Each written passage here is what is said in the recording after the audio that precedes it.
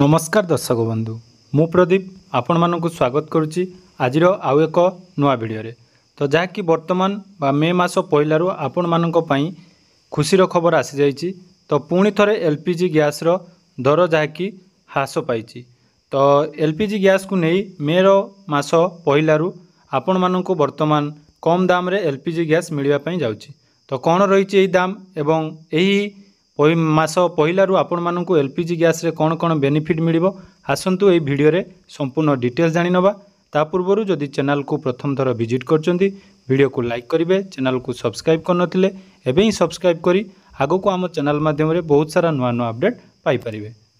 तो देखंतु जहाँकि आरंभ होला नुआ मास अर्थात मे 2024 आज अनेक नियम रे परिवर्तन करा जायछि। एही क्रम रे एलपीजी ग्राहक मानकु बड़ आश्वस्ति खबर मिली कारण मे पहलू कमी एलपीजी गैस सिलिंडर दर। तो जहाँकि आज देशर केतेक मेट्रो रे वाणिज्यिक गैस सिलिंडर मूल्य यथेष्ट ह्रास पाई जो लोकों मुहरे खुशी देखापी मिलूँ।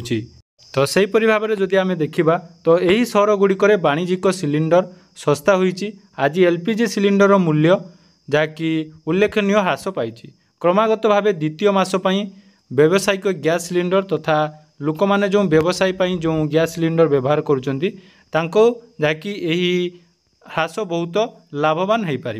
तो देखंतु पुणी थरे जातीय राजधानी दिल्ली एवं आर्थिक राजधानी मुंबई रे वाणिज्यिक गैस सिलिंडर पिछा जहाँकि 19 टंका सस्ता होईची। सेहीपरि जदि आमे देखिबा ओडिशा रे मध्य गैस सिलिंडर पिछा सामान्य ह्रास पाई। देखंतु गत मासरे जहाँकि वाणिज्यिक एलपीजी गैस सिलिंडर मूल्य 30 टंका 50 पैसा ह्रास पाइतिला बेले वर्तमान 19 टंका यूनिट पिछा जहाँकि ह्रास करा जायछि।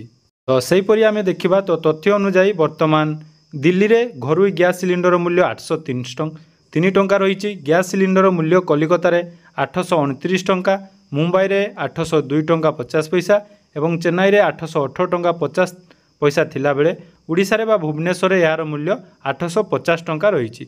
तो पूर्वर जो इलेक्शन को आखि आगे रखी वर्तमान क्रमागत भाव 2 मास पई जहाँकि गैस सिलिंडर बा वाणिज्यिक गैस सिलिंडर ह्रास करा जायछि।